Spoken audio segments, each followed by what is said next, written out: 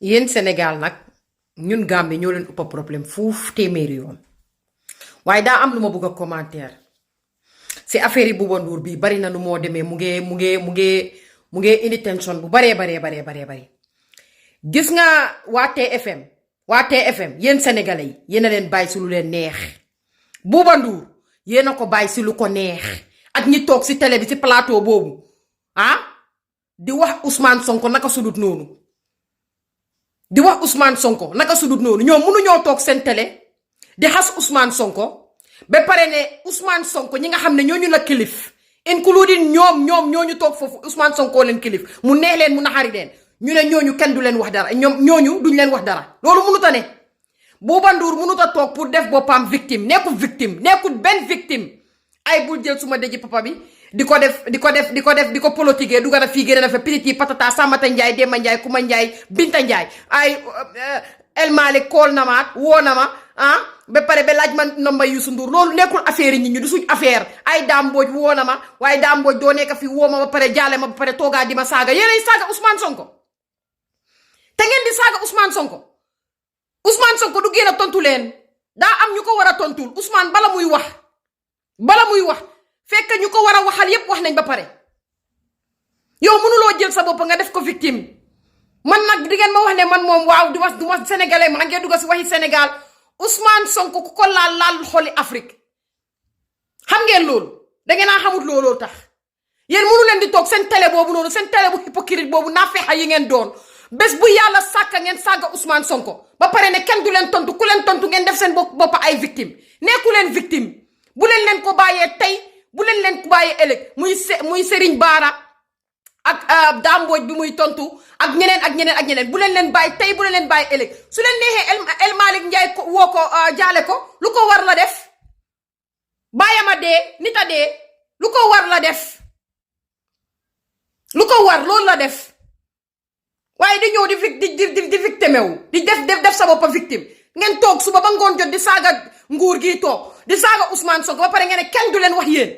loolu waxi kalaw la bu leen ko bàyyee de fi ngeen jàpp foofu la ba mu baax yéen militant yi Pastef yi yéen waa Pastef yéen ñu toog si gouvernement bi yéen naka la tuddaadi yéen ñi nekk si National Assembly bi ñoom Serigne Cheikh Bara bu leen bàyyi tey bu leen bàyyi ëllëg ñii yéen a leen bàyyi su lu leen neex boo leen si bàyyee rek dañoo fuuy pour ñoom mun nañ leen di wax dara wante yéen mënu leen di wax dara loolu mooy lan fan ngeen ko wéer bu leen ko bàyyee de luy Buuba Nduur luy gajaga boobu noonu luy ñoom ñeneen ak ñeneen bu leen ko bàyyee tey bu leen ko bàyyee ëllëg bu ñu leen waxee benn wax leen téeméer waaw lépp luñ mun yéen a leen ko daaxa waaye yéen joxe naa si suma waala bii mooy suma contribution Buuba Nduur a mun garaawlu bala maa jeexalaat sax bala ma koo jeexal Buuba Nduur moo mun garaawlu te du dara garaawlu maa mun dañ ma war a ragal du kenn du dara Buuba nit nga comme nit yi yépp doo dara day wàññi tuuti énergie bi bari na énergie bi nga dee put it's too much yow doo dara bàyyil garaawlu bi nit rek nga yow ñii suñ la gënutee gënuloo leen ñii suñ la gënutee yow gënuloo leen te Ousmane Sonko leen gën yéen ñëpp foofu téeméeri yoon yéen mi faa toog waaye ñii di la tontu suñ la gënutee yow gënuloo leen waaye bu leen ñu sonal waaye yéen subaa ngoon bu dee bëccëg Ousmane Sonko jàppal bàyyi te deful dara Ousmane deful dara lu ñaaw lu rafet lu baax rek fi ngeen doon lekkee ngeen mun a tuta lekkaa jeex lu ñëpp moom ñëpp a si war a jot te noonu lañ koo defee waaye fesee waaye Ousmane nag nekkul ne sénégalais rek a koo xeexal de bàyyi leen ko de baax na bu sénégalais yi di dee dimba yéen ñëpp a toogoon ne miwut noppi bi sénégalais yi di dee ñu leen di rey yéen ñëpp a toogoon ne miwut noppi yéen ñu soxor ngeen ñu añaan ngeen ay naafeexa ngeen tey ngeen bugg a fee ñëw toog bugg a jaay nit ñi maa xam diw xam naa diw woo na ma si suma dëj sa dëj la nit moo dee ku dee du ñëwaat